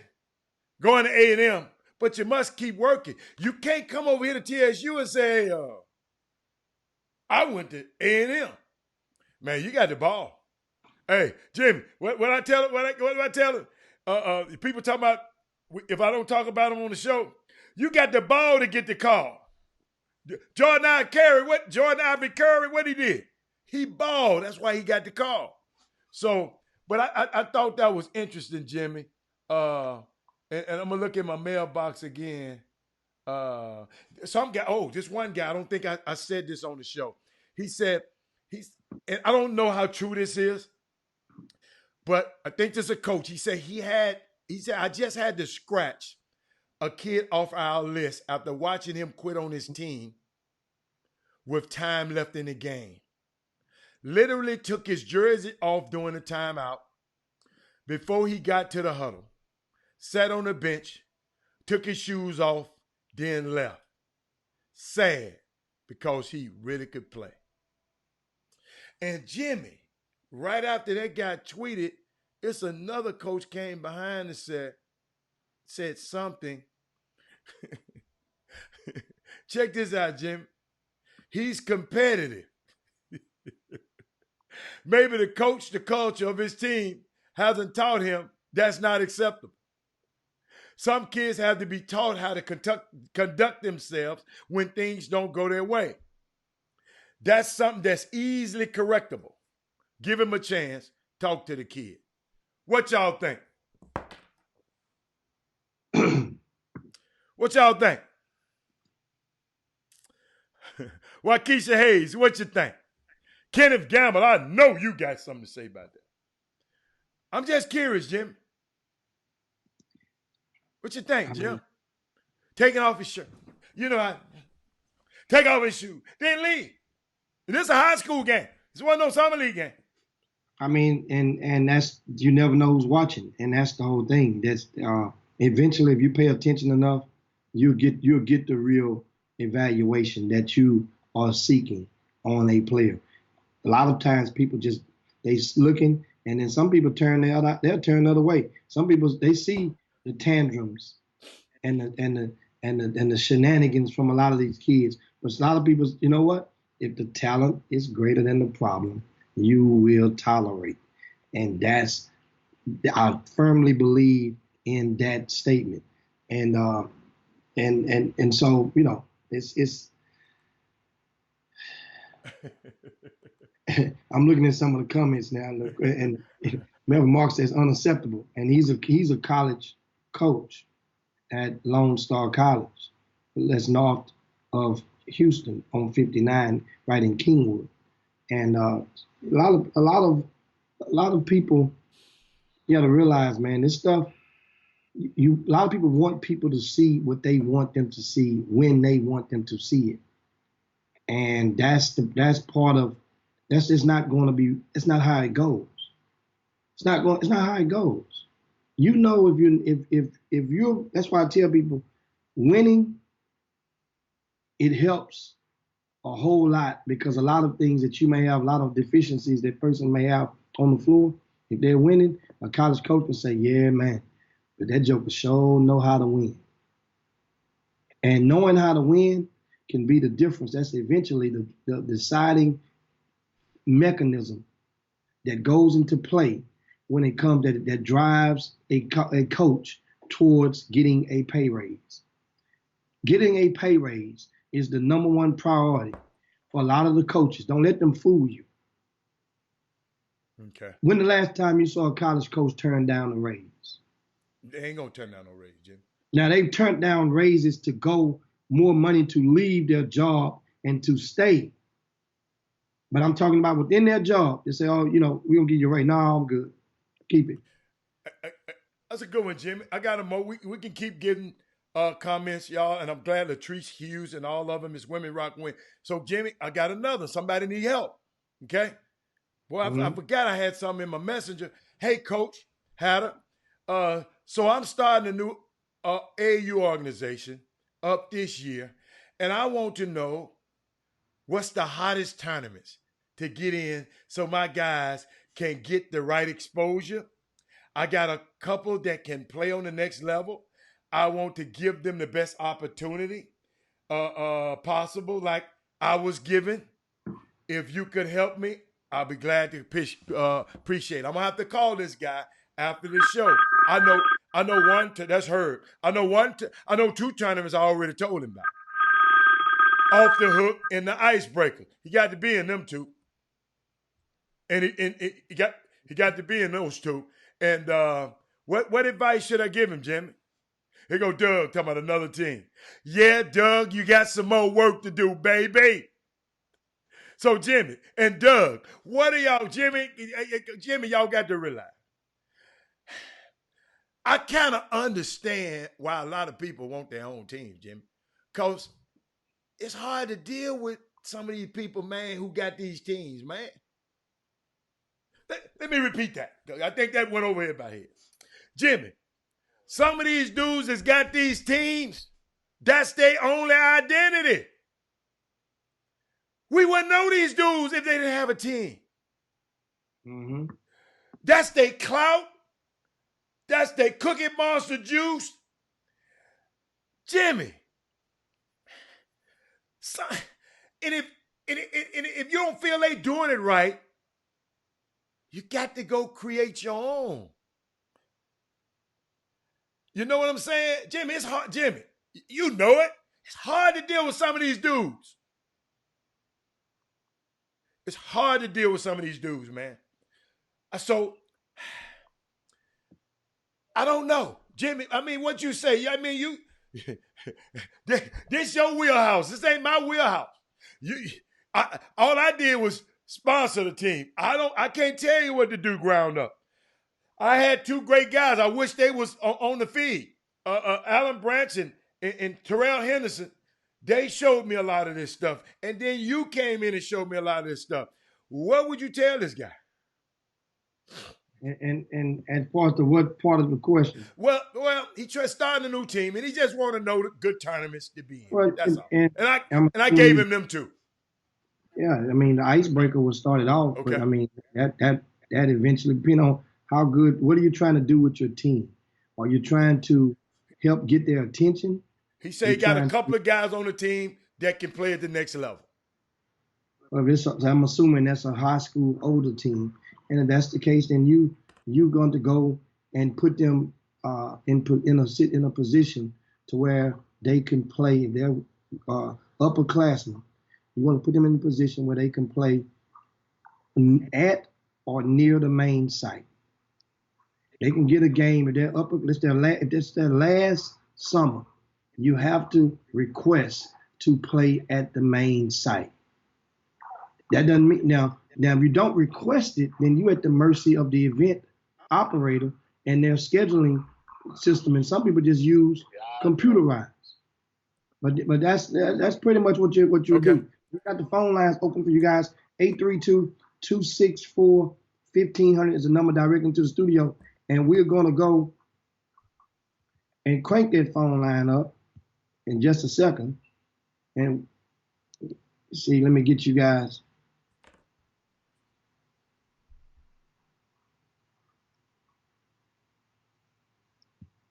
Having difficulty with the thing today. Hey man, it's about time for you to get a new one. It's okay. Yeah, we got that. I don't know. It'll come in a second. We're getting it together. What you doing, Jim? I'm just trying to get the thing working for y'all, for you guys. Can't get it working for you guys, but anyway, Well, that's all we right. got. That's all right. Wait, Anthony Weston, I can answer a couple of questions. Anthony Weston said, Haddon Hicks, what will the NBA decide about allowing fans to attend games? Weston, I'm not a billionaire. I don't know what they're thinking. But right now, I think they have to do some. I think they will do some along those lines, or postponing the season for a few weeks. Okay, either no fans, but then they've never had a situation where they had to give money back at a mass proportion like this. So the fans who are not able to go into the game, they have to refund that money. I don't think they want to refund that money. Just my opinion. I think a postponement of the season for 3 weeks, if you can figure out the scheduling until you can get, because you got to remember, China took time off and they made it happen. So Jimmy, go on, comment on that. Well, I mean, on the China thing, I didn't hear the question on. I was trying to get the phone line fixed for you guys as well, and some had malfunctions with that. But I want to get in. Read some of the comments from the Boomer Room. Stephen will say, I started a team from scratch, and I thumped some of those heads, and that's a lot of that's going back to the other question from a while ago. And Alfio Visa just posted TJ Ford Invitational, which takes place in 2 weeks up in the Round Rock area, and. Great event. Yeah. So I see Michael Jordan just joined us on the feed. Bobby Benjamin and Chad is saying, Chad says it's extremely hard for new teams to get on the main floor. Yeah, but you can got still to ask. ask. Yes. That's the thing. Yes. So you ask before you pay your money. Yes. I keep telling you guys how you can maneuver and exercise and maximize your power as a consumer. You don't do that. A lot of team and coaches don't do it. It's like in my events, there are coaches that ask me, hey, look, I coach the same team. I may coach my 17s and my 12s. Can you please not schedule us at the same time in pool play? I'll figure it out later on. Yeah. And if you don't ask, how the hell am I supposed to know? Those are special requests. And a lot of times, a lot of people won't be able to meet your special request, but a lot of times they will if you ask and especially before you pay. You ask before you pay, you have likelihood of getting it, because that means that event operator going to feel that's the deal breaker. And then some won't. I'm not knowing events. Some people told me, well, if I ain't playing the Houston Hoops, then I ain't gonna play. I said, you ain't got to play in it. Go take your ass to Dallas and spend that money. I mean, you're not gonna. So, but every event is not in the position when you have this many teams. You could do that because cool. You know. Yeah, I mean, it's a good thing, and I think Anthony Weston, Jimmy, they still talking about. He said they are saying the teams will play, but will not allow fans to come in. And I'm wondering, will they allow families to come in? I mean, it's just, Jimmy, it's so much. See, people think this stuff is easy and think it's to be played with. It's so many logistics to deal with when you're doing stuff like this. And guess what? We back on the corona again. Andy Weston, keep up with the show. Now we got the connection for the rodeo. Okay. Like I said, I'm giving you guys news as it comes in. Okay. There's a patient in Montgomery County we talked about earlier that's in seclusion right now. Well, that patient, guess where that patient was last month? At the rodeo. At the rodeo. When they had during the first week of the rodeo. So as a result, the rodeo because that means employees, Somebody that came in contact. staffers. You see? Yes. Well, that, Yes. It's so, great. That's great. It's great. so Now, that Jimmy, explains how they that. finding out all this stuff, man? It's coming through my line, man. No, I ain't talking about you. Oh, I'm talking about how did they find out about the person from Montgomery County? I guess. well, they got to ask you everywhere you've been. You got to tell them when you first go in, and they ask you. You got to identify Okay. every place that you've been in contact with. Have you been out of town, or have you stayed in town? Where all did you go for the last 14 days? And you know everywhere you've been for the last 14 days, so you can concentrate, and then they can check and see if other cases stem from where you were. So that's the thing. So I mean, anybody that went to the cook-offs or went to the rodeo, I'm not gonna say well, that was a cook-off. That's the first. Cook-off was 3 days. I ain't been. I haven't been. And they said late last month, right? So, and I can get the details from the mayor's office. Yeah. But you know what's so This man- unique, Jimmy? Because everybody On talking about February 28th, if you went to the cook-off on February the 28th at the rodeo, this is when that man is alleged to contacted, who's testing presumably suspected for the coronavirus. Hey, should I? 28. Wow. Unbelievable. So, Jimmy, we're having technical difficulties with the. Okay, so I just took it off the screen so nobody else would be calling. I took it off the screen. But, Jimmy, everything we talk about then, I guess, comes back to this situation. Whatever we talk about, it comes back to the coronavirus. We were talking about something else. Anthony Weston was talking about, I remember Anthony Weston, the Golden State Warriors was thinking about playing at a neutral site. But what does that do for their fans? All their fans got to fly out there to the neutral site somewhere where it hadn't, dude, it's just, man, let me tell you something. This is a hot mess for sports. This is a hot mess. Because, Jimmy, really and truly, we don't have to go. It's a luxury item. Sports is a luxury item. Unless you're a fanatic, I just got to go. I don't care if I catch the corona. I just got to go. I mean, so it's a unique situation. That's all I can tell you. Indeed. That's what I'm telling you. Definitely unique. And you talking about the TV would still be there. Yes, TV would still be there. But it's limited. But all they trying to do, Jimmy, I think, is just limit the amount of people. Because the more people, the more it can spread. You know what I'm saying? So it's lives can't. There you go. Lives cannot come back. You can get another game. You can postpone a game, but you can't postpone a corpse or a dead body or somebody getting super sick.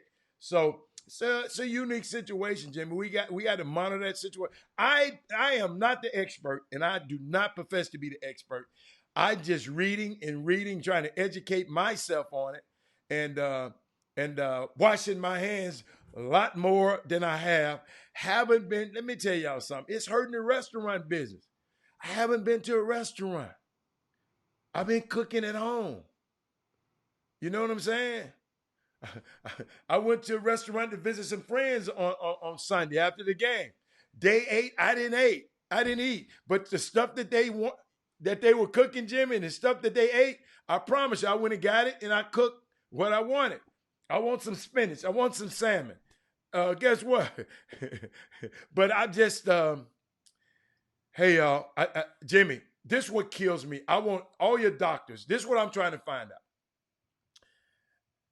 If this virus would pass as what I've read over in China, maybe we just need to postpone some stuff for a month or 3 weeks.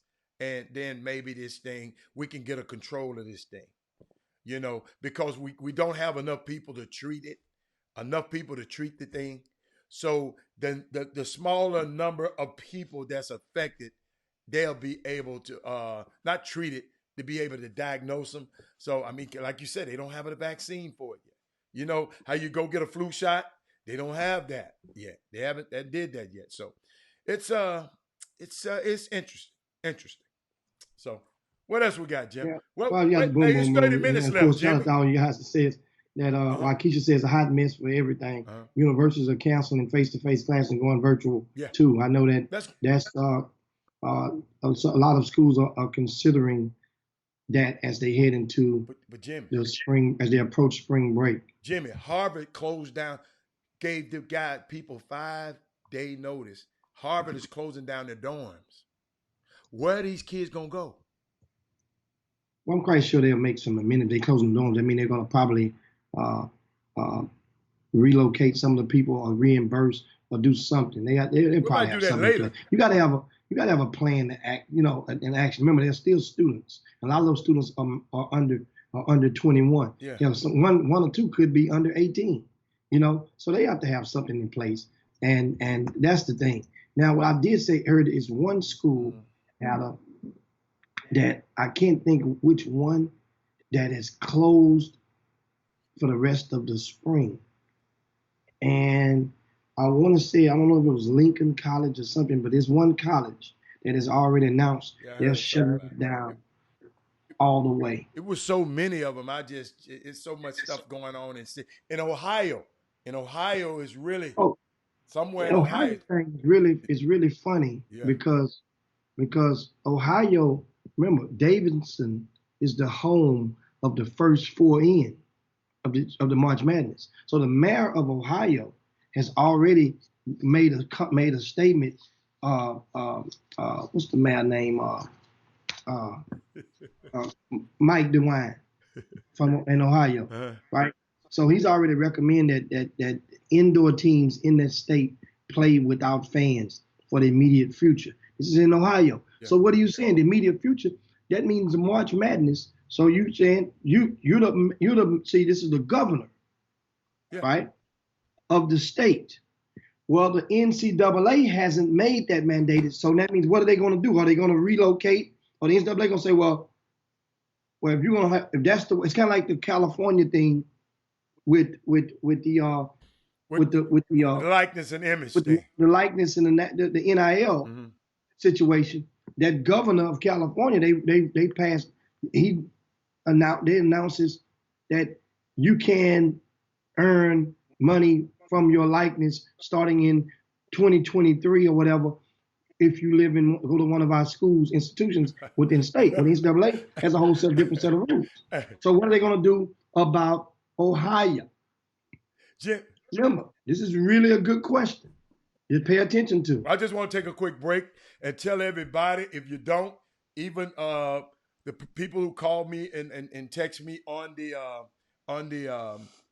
messenger, Off the Hooks boys and basketball official registration is underway. The tournament is April 3rd through 5th. This after Jimmy's event, 2020, 9U through 17U. Reserve your spot today. hoops.com.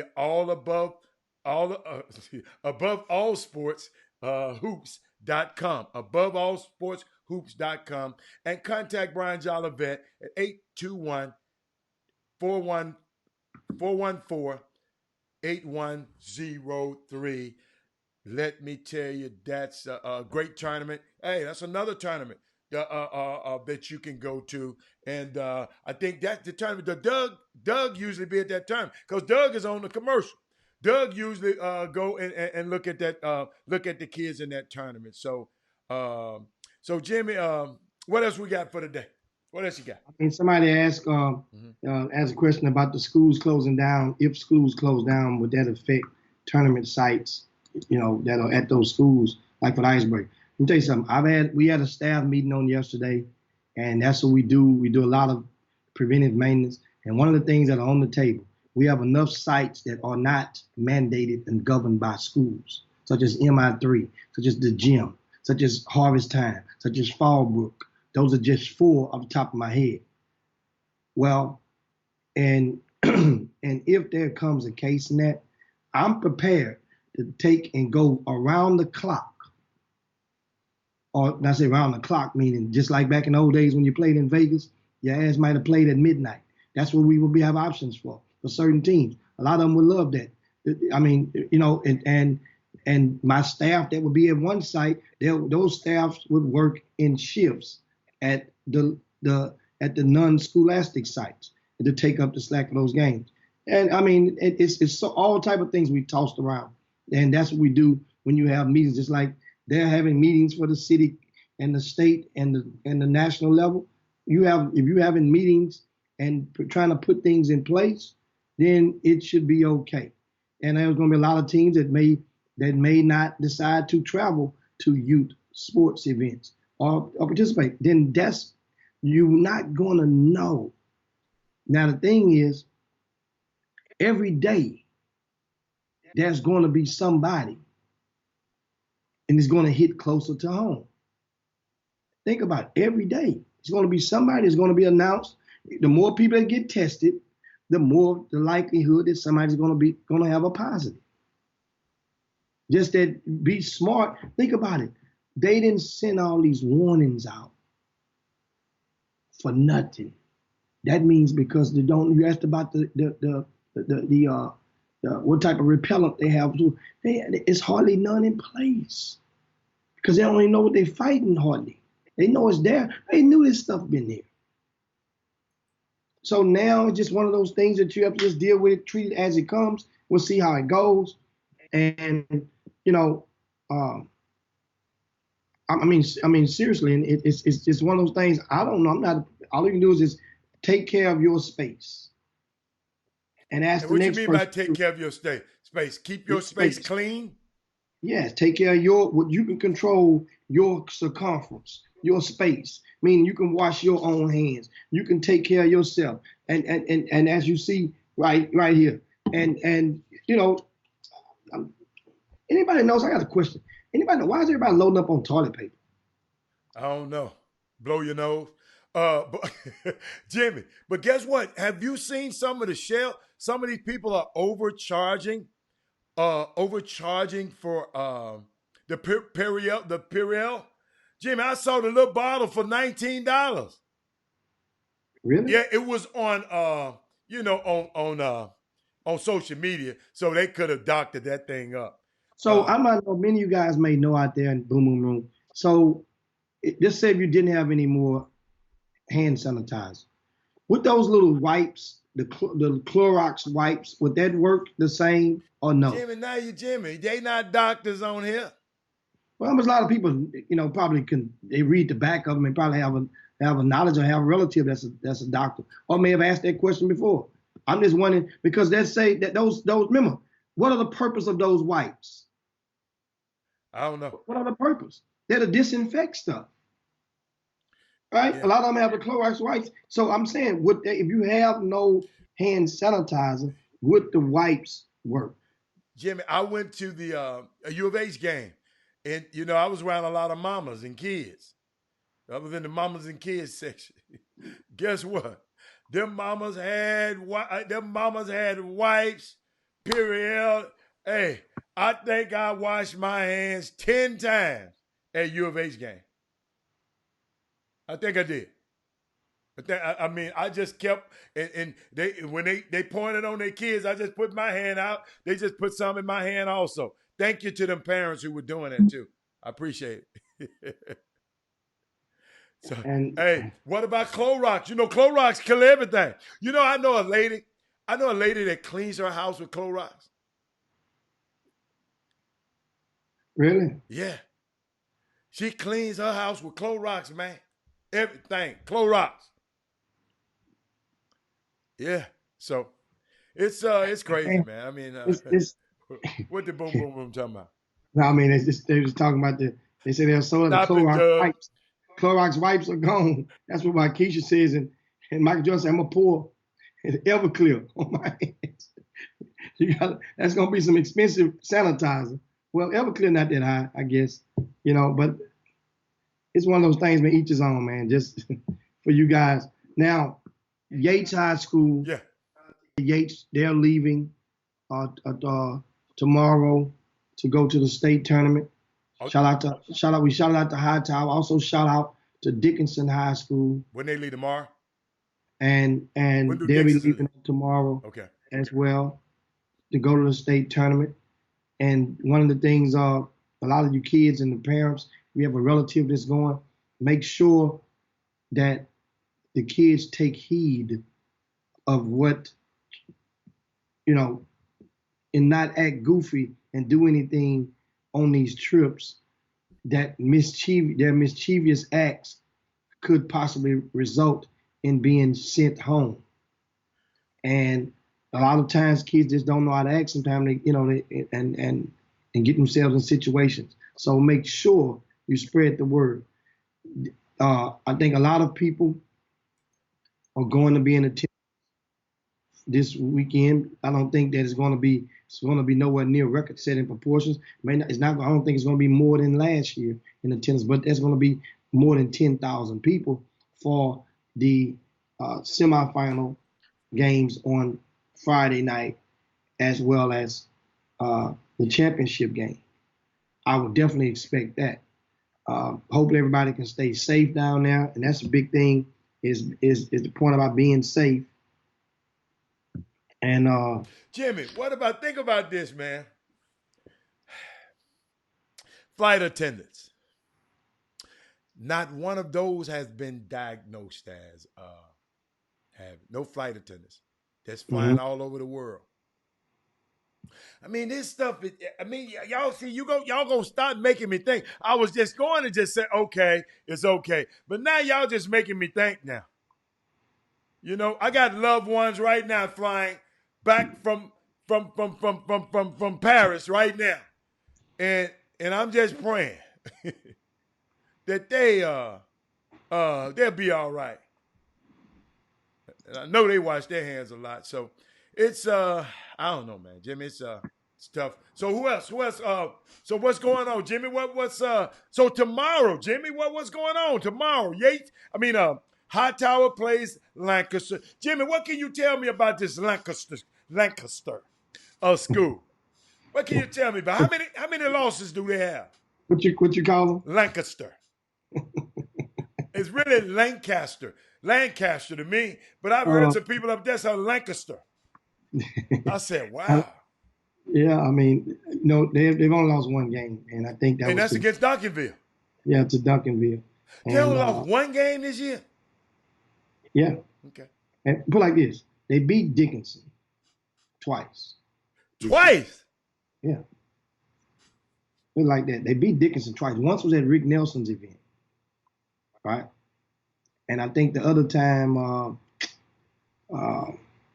what was the other time they beat Dickinson at? The first time. Was it in Cyprus tournament? Can't remember, but they beat them twice this year. So, and one of the times they beat them, of course, Dickinson football season is when you really start judging Dickinson. And I think the second time they beat Dickinson, that was the time when they had all of the team together. And so it was a 2-point, I think it went overtime, if I'm not mistaken, a 2-point result. So that means Dickinson with their best punch, or at full strength, it was the equivalent of these guys. So Hightower, we have to go and understand that the backcourt of we mentioned Wade Taylor. I mentioned him yesterday. He's an 11th grader, and Mike Miles, who's going to TCU. These two guys they're the equivalent of what you see that makes Dickinson go, even though it's a different classification. They are what makes Lancaster goes. And I try my best to try to pronounce it like they do, because they've earned the respect. And one thing about them, man, these guys have been to the state tournament. Doug said Pacific Prep beat them too, so that's 2 losses. Prolific Prep. Prolific Prep, is that the school? That's with Jalen Green on the team. Well, that's the loss they must be counting because on the thing is showing the Duncanville was on the opening night at the beginning, and it's showing that there's a score as a forfeit. So I guess somebody must not be, I don't. Doug can explain that how that went in regard to the Duncanville. What was the score when Duncanville played Lancaster? And but these guys are rolling. They're good, and they've been to the state tournament 4 times since in 2010, 2015, 16, and now they're back. It felt like they've been there down there every year though, but they are they're battle tested. They're tough. The head coach, he's one of those spirited head coaches that's going to be on the sidelines. He's like a conductor, and they're playing the good music. They're the symphony, and these guys are rolling, and they're hard to beat. They're collectively, they get up on you. They're going to defend. I'll put it like this. They played Dallas. They beat the snot out of Dallas Kimball in their last game, 80-69, right? So aside from the Dallas Kimball game, the last time that somebody scored that many points against this team was Dallas Kimball the first time, the previous time they played. So they don't really yield a lot of points.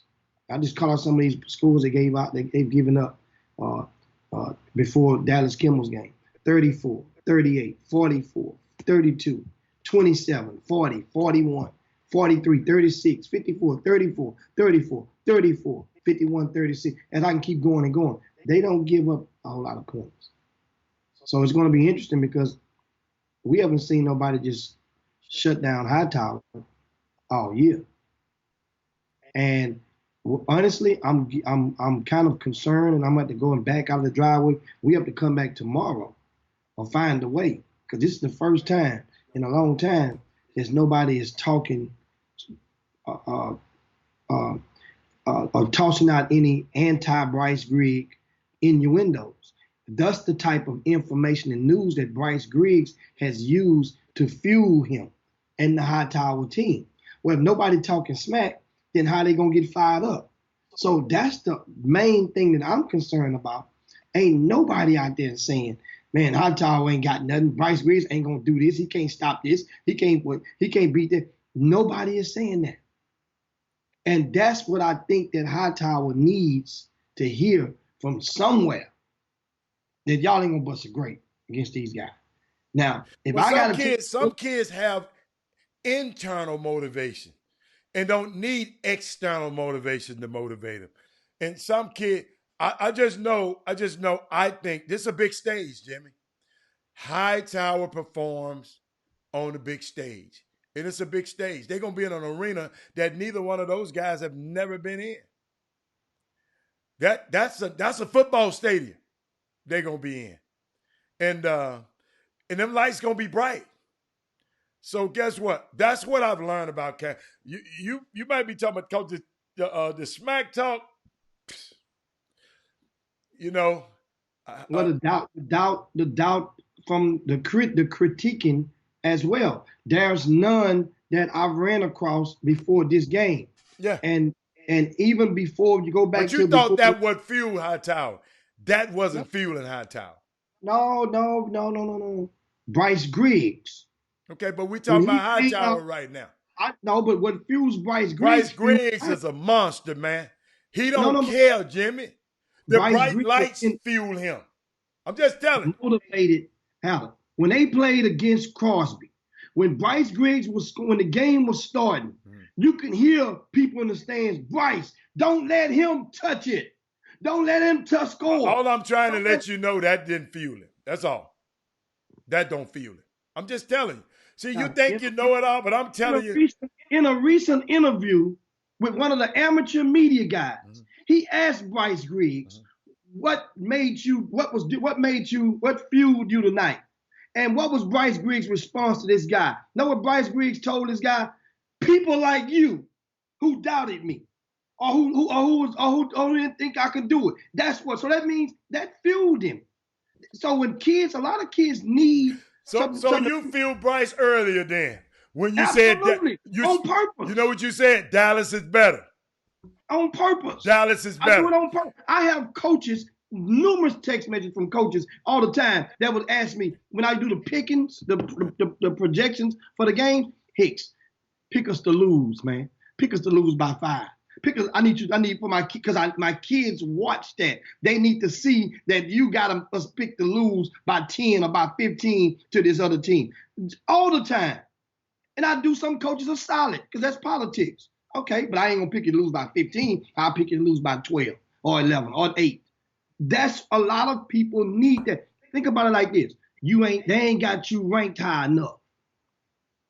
For some kids, that's their motivation when they get in front on those stages. We go, okay, I'm gonna show you. So that's what that's the society now. And it's always, but it ain't always been to this magnitude, but a lot of people always needed a little something extra to make them go into super unleaded mode when they go against. And so hopefully that's all I'm saying. The waters are just too calm right now. And it's kind of reminding me of back when Sam Houston High School went to go and they had to play a Atascocita with Carson Edwards and those guys and Fabian White. Sam Houston came in as the extreme underdog with a 10th grade kid that had captivated the community named Kendrick Davis. And not many people felt they had a chance to win this game, which they eventually lost, but people wanted to see, and people left there satisfied, saying, okay, even though we lost the game, Kendrick Davis had like 18, 19 points. He fared well. I'm thinking that the Hightower team, if in other words, back then, if there were people that would have been pushing toward, because Kendrick Davis was one of those kids, he thrived off of the chatter. He thrived off the chatter. He embraced the chatter. And then he used to go back and forth on the thing, on Twitter with chatter. Bryce don't do that. Bryce don't embrace it like this. No. Bryce is motivated by the chatter. He doesn't. So that's two different things about whether he's responding to it. He sees it. He hears it. Oh, okay. And that's the food. It's some stuff being said out there. Believe you me. But we need to let it be known that way we can keep them fired up. It's some stuff being said out there. Yeah. It's some stuff being said out there. Bryce recognized they got two guards. He said he know him. I don't know if y'all heard his interview. Had a great interview. I don't know if y'all saw it. Had a great interview with your Gleason, the Joe Gleason guy, Jimmy, for ABC News. He had it was such a great interview.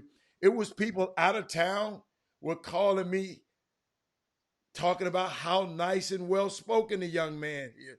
He said, they wouldn't have never known that because other people say he this, and they say they're glad they got a chance to see him on an interview, and they were very impressed with him. So, but I mean, I think it's gonna be a great matchup because Mikey Miles is a great test.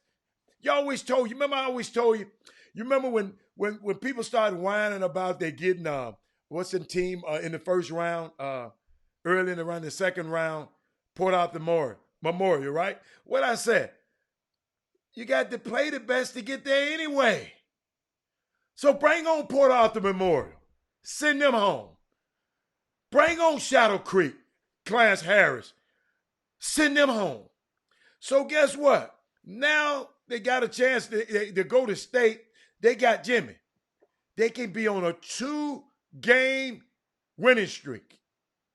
It's all Hightower needs right now. A 2-game winning streak. Everybody is beatable.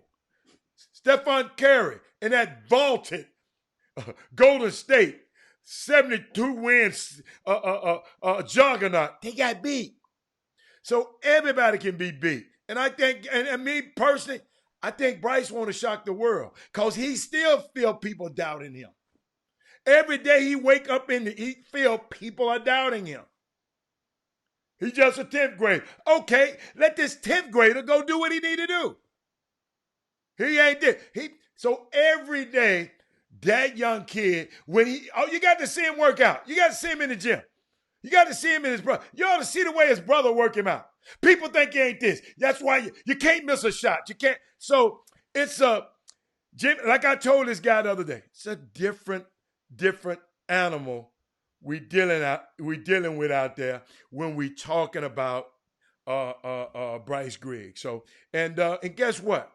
He got a team of young men that let me tell you something. I am so proud of that coaching staff, their leader, Stephen Woods. I've watched these kids. I've had the advantage. Thank you. Santiago said, Bryce or Wolf. And Jimmy, if you go look up any definition in Wolf are big game hunters. They don't hunt the small game. They hunt big games. And so, but back to this coaching staff, Coach Woods. And I talk about the players. We got Jacques Robinson playing some of the best basketball of his life. The two Chris's, one with a C and one with a K.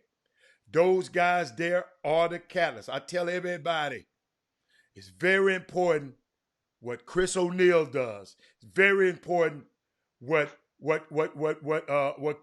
Chris O'Neal does, and it's very important what Chris Harris does. It's very, very important what these young guys do. Yes, Bryce is a star. But those guys, Cameron Collins, coach even put it out there. He said, if Cameron get double-figure rebounds, we win. I think early in the season, I didn't know. But what I'm watching in these young men right now, they are accepting the roles they have. They know they got a thoroughbred. Let's ride this thoroughbred. Let's ride this thoroughbred and let's make history. Think about it. You said something. I never forget you was telling me the story about Jonathan Jordan. Jonathan Jordan didn't even have a scholarship going into the state championship. And he went up there, and guess what? Got him one. See, they got 12 seniors on their team. I don't know how many exactly play, about 3 or 4 or 5 might play. But it's time. Let me tell you something, man. I just personally think this team is a team of destiny. And maybe because I've watched them. You remember you was talking about Shadow Creek had a cause bigger than, did I say, no, I'm sorry. Summer Creek had a cause bigger than themselves. Let me tell you something. This Hightower basketball team has a cause bigger than it. Don't think they didn't go through the same thing the Dickinson teams and all of these people. Because you got to understand, everybody got parents. And every parent in that program think their kid think the world of their kid, and they should so. They should. But somehow, those young men band together and what's the last time they lost is what? Summer? Shadow Creek. They in a long, long time. So Jimmy, I just I'd like to. I know tomorrow the game, and I love to take out that time. I am proud of everybody on that. Markel James, unsung guy, nobody talk about. When John Robinson don't have it, they insert this guy, number 21, and the whole thing saying rough. I mean, get every rebound. We'll block your shot if you come in there. So then you got Javon. I don't know Javon's last name. Javon, I'm sorry. You probably listen. Got a young man to come. Guess what, Jimmy? He wasn't playing that much. But and then he got Ja'Cory Chapman, the young 10th grader. This team, Coach Woods, have orchestrated Javon Butler. Had orchestrated something, Jimmy, that and a lot of come on. A lot of people didn't think the guys was going to be there. Y'all had Shadow Creek penciled in. I know it. It's okay. Shadow Creek, hey, what you say, got the best athletes. But sometimes skills pay the bills in some instances. And Hightower have one of the most skilled young players that I've ever seen. And I've been in this business and played this game for a long time. have a skilled young kid on their team that, watch him. Go back and watch the video. He cares more about his teammates scoring than he does. I haven't found that. I've watched a lot of games this year, Jimmy. This guy, when he passes and his teammate make a shot, watch his reaction. That's what people overlook about this kid. And I don't overlook it because I watch the game a lot closer. When a player care about his teammates scoring more, he know he can score. He never worried about that one guy in front of him. But when his teammates score, when he make that pass, he goes crazy. He always go crazy when his teammates score. But Jimmy, I'll leave it to you. You can finish it out. But that's what I wanted to tell people about this Hightower team that might not know. And Clarence Harris talking about stop it. Man, you stop it. Because I saw you set your butt down. He really was on this show every day, them Creek boys. And I love the Creek boys. Love Will Young. But they lost. So you stop it. And now it's time for you to get on. And you don't have to. We don't need no bandwagon people like Clarence Harris. But Jimmy, let me finish up. Clarence Harris is a guy that's on the show. You ready, Jimmy? You can talk, but I'm gonna play some in the background. That yeah, it's time to get up out of here, baby. Okay. Look here.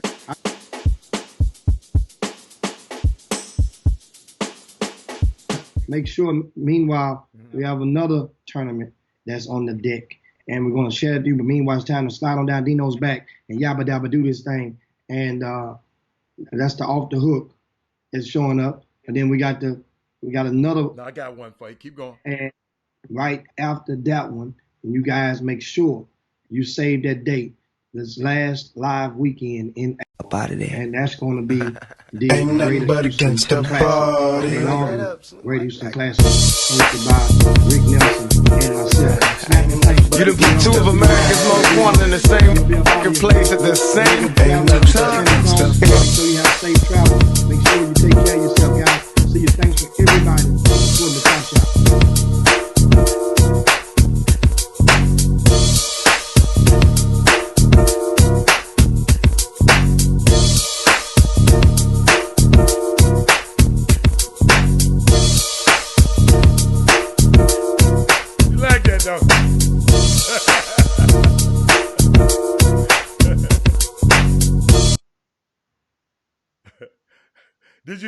Did you already slide down Dino's back? But I like that. I really like that. And I hope they don't put us off the air for using that music. But Jimmy, you done already slid down Dino's back. We out of here, y'all.